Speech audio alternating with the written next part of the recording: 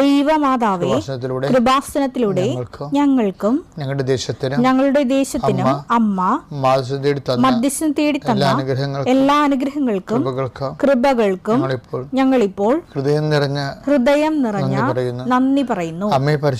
അമ്മേ പരിശുദ്ധമേ, ദൈവമാതാവേ, 2004 ഡിസംബർ 7 തീയതി ഉച്ചകഴിഞ്ഞ് 2:30 കൃപാസനത്തിൽ സംഭവിച്ച അമ്മയുടെ പ്രത്യക്ഷപ്പെടലിനെ കുറിച്ച് തിരുസഭയ്ക്ക് സമർപ്പിച്ചിരിക്കുന്ന പഠനരേഖകളുടെ സഭാത്മകമായ പഠനം ആരംഭിക്കുവാൻ ഞങ്ങൾ പ്രാർത്ഥിക്കുന്നു.